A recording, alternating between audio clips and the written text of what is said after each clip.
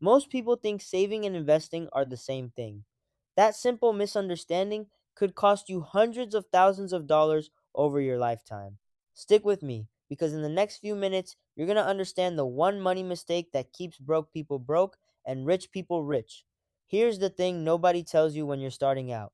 You were probably taught to save, put money in a piggy bank, open a savings account, don't touch it. And that's good advice for staying safe. But almost nobody teaches you the second half of the equation. And that gap, that's the exact reason why so many hardworking people work their whole lives and still end up with nothing for the future. It's not because they didn't save, it's because they only saved. Saving alone is not a wealth plan. So, let me break this down in a way you'll never forget. Saving is keeping your cash in a safe. Investing is putting it in a factory. A safe protects what's already inside it. It doesn't create anything new. Your money just sits there the same amount tomorrow as today. Maybe a little less, actually, and we'll get to why in a moment. A factory is different. A factory takes raw materials, your money, and turns it into something bigger. It produces, it multiplies, it works for you even while you sleep. One of them hides from the world, the other one builds the world.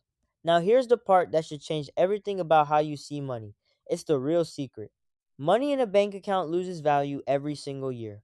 Not because someone's stealing it, but because of inflation. Let's make it simple. Say a candy bar costs $1 today. With inflation running at roughly 3% a year, in 20 years, that same candy bar could cost almost $2.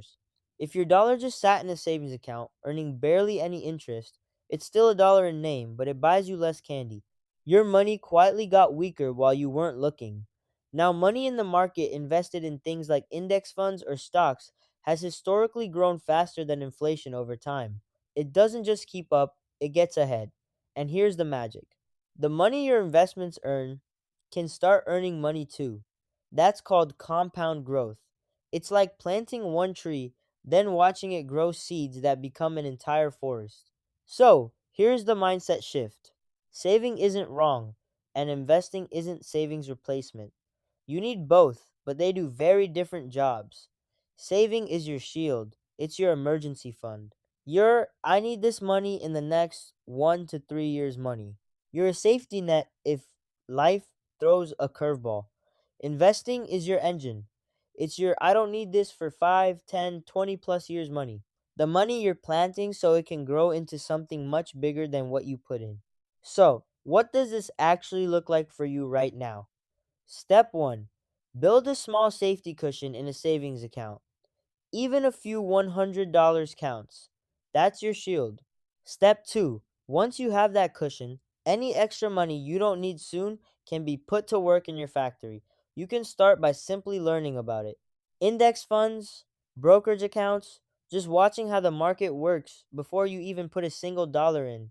You don't need thousands of dollars to start. You need thousands of days. And the earlier you start those days, the more time your money has to work like a factory instead of just sitting in a safe. So, if you remember nothing else, remember this one line: save to survive, invest to thrive. Saving protects your present, investing builds your future. 20 years from now, you'll either say, I'm glad I started, or I wish I had started sooner.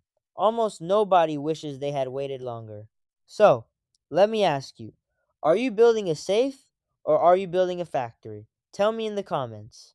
And if this helped you understand money in a way you were never taught, hit like, subscribe, and share it with someone who needs to hear it. Thanks for watching, and I'll see you in the next one.